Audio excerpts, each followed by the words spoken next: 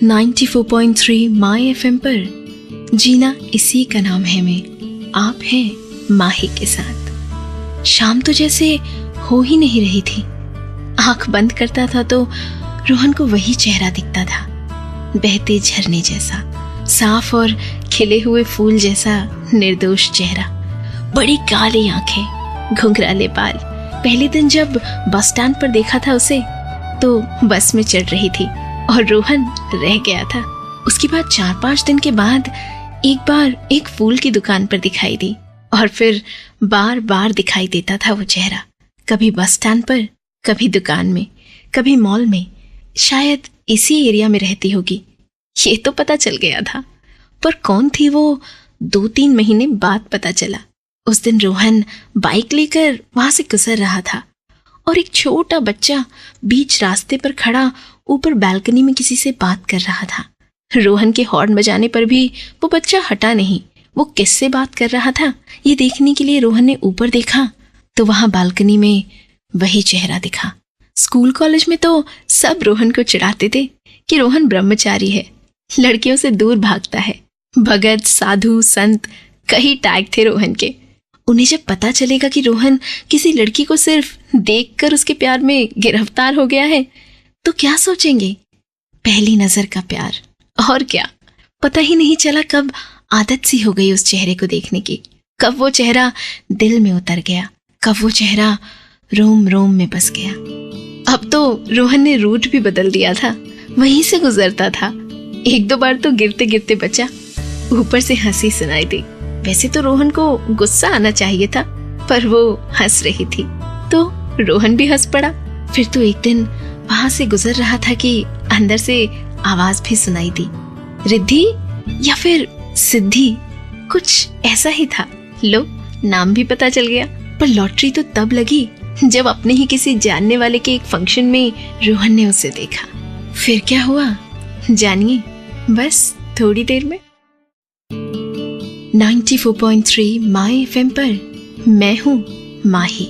रोहन ने तो उसी शाम मम्मी को बताया, एक लड़की है, शर्मा अंकल की पार्टी में देखी थी, यहीं रहती है, उससे शादी करनी है। मम्मी तो खुश हो गई थी। कहाँ मिले, क्या बातें की, स्वभाव कैसा है, कितना कुछ पूछ लिया। मुश्किल से उन्हें समझा पाया कि उसने तो सिर्फ देखा है और वो भी दूर से, पर शायद उसे भी मैं पसंद हूँ क्योंकि वो भी आते जाते मुझे देखकर मुस्कुरा देती है। मम्मी को तो इस बात से खुशी थी कि रोहन को कोई लड़की पसंद तो आई और बेटे ने पसंद की है तो अच्छी ही होगी, ऐसा विश्वास भी था। पापा को बोलकर उसी वक्त लड़की के माँ बाप के बारे में पता करवाया और फोन भी करवाया। सामने थे लड़की के पापा सुरेश और लो, उन्होंने कहा रिश्ते की बात है तो मिलने में देर कैसी। और मिलने का समय तय हो गया। मुश्किल से शाम कटी। 6 बजे पहुंचना था लड़की वालों के यहाँ। लड़की देखने का, उसके घर जाने का रोहन और उसके परिवार का पहला अनुभव था। शायद लड़की वालों के लिए भी पहला ही होगा क्योंकि बार बार बारिश, ट्रैफिक जैम और मैच ऐसे विषय पर आकर बातें रुक जाती थी। अच्छी फैमिली थी, पति पत्नी और 2 बेटियां। वैसे वो भी मानने को तैयार ही नहीं थे कि किसी को देखकर रोहन प्यार में पड़ गया। पर रोहन का परिवार जाना पहचाना था, परिस्थितियां अच्छी थी। रोहन एक ही लड़का था, अच्छा खासा सॉफ्टवेयर इंजीनियर था, इसीलिए शायद उन्होंने भी हाँ कर दी। और फाइनली लड़की के पापा ने रसोई की ओर देखकर आवाज लगाई, नाश्ता देना जरा। और काउंटडाउन शुरू हुआ। रोहन थोड़ा नर्वस था। आखिरकार ड्राइंग रूम के दरवाजे पर हाथ में ट्रे लिए रोहन की हीरोइन आई। पर ये क्या, बाजू में ही वैसा ही एक और चेहरा, वही आकार, जुड़वा पहने। अब ये क्या माजरा है, पता चलेगा बस थोड़ी देर में। 94.3 माई एफएम पर मैं हूँ माही। सुरेश जी ने परिचय करवाया, ये रिद्धि और ये सिद्धि। रोहन तो कंफ्यूज्ड बैठा था। उसका चेहरा देखकर ही सबको पता चल गया था कि उसे अंदाजा भी नहीं था कि ये जुड़वा बहनें होंगी। बचपन से ही रिद्धि सिद्धि को ऐसी आदत हो गई थी, लोगों के मुंह खुले रह जाते थे। अरे ये तो, आप तो, ऐसे शब्द निकल पड़ते थे। सिद्धि सिर्फ 2 मिनट छोटी है रिद्धि से। दोनों का बचपन से ही सब कुछ एक जैसा होता है। एक जैसे कपड़े, एक जैसा लंच बॉक्स, एक जैसे स्कूल बैग, सब कुछ एक जैसा। माँ बाप को शायद ये संतोष मिलता होगा कि हम भेदभाव नहीं करते, पर कभी कुछ अलग हो ऐसा तो रिद्धि सिद्धि का मन करता होगा ना। समाज, माँ बाप, मित्र सब यही समझते हैं कि हमें सब कुछ एक जैसा मिलना चाहिए, पर प्यार। रिद्धि ने रोहन को पहली बार मॉल में देखा था। किसी वृद्ध औरत को सामान लेने में मदद कर रहा था। रोहन ने रिद्धि को देखा और मुस्कुराया और रिद्धि भी हंस पड़ी। फिर तो कई बार दिख जाता था। याद रह जाए ऐसा चेहरा था। हैंडसम था, बाल हमेशा उड़ते रहते थे। आदत सी हो गई थी रिद्धि को उसे देखने की। लेकिन रोहन तो आज एक अजीब सी कश्मकश में पड़ गया था। लेकिन कैसी कश्मकश, जानिए बस कुछ देर में। 94.3 माय एफएम पर जीना इसी का नाम है में आप हैं माही के साथ। 2 दिन पहले पापा ने कहा था कि चंद्रकांत जी का लड़का देखने आने वाला है। रोहन नाम है। ज्यादा कुछ इन्फॉर्मेशन नहीं थी, पर फेसबुक पर ढूंढ लिया था रिद्धि ने। एक पल के लिए तो अपने नसीब पर विश्वास ही नहीं कर पाई। रिद्धि की तो आंखें भर आई। ये तो वही लड़का है जो दिलो दिमाग पर छा गया है। वो आने वाला है मुझे मिलने, मेरा हाथ मांगने। कंप्यूटर के सामने बैठी रिद्धि और अचानक सिद्धि रूम में आई। आते ही उसकी नजर कंप्यूटर स्क्रीन पर पड़ी और रुक गई। क्या कहूँ, जुड़वा है ना। सांस भी ले तो दूसरे को पता चल जाता है। उसने भी तो कई बार घर की बालकनी से रोहन को देखा था और उसकी भी नजर में बस गया था। रोहन के लिए तो दोनों एक थी, पर हाँ, इनके लिए तो रोहन अलग ही था और अपना भी।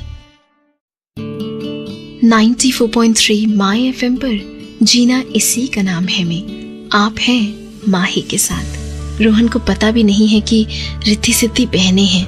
उसे ये भी नहीं पता कि दोनों में वो किसे चाहता है।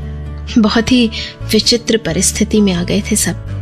अब तो एक फॉर्मेलिटी करनी थी। रोहन खुद देखकर और बातें करके ये तय करे कि वो किससे प्यार करता है। बहुत ही अजीब लग रहा था रोहन को और बहुत मुश्किल परिस्थिति थी उसके लिए। रिद्धि सिद्धि दोनों ने उसे देखा था।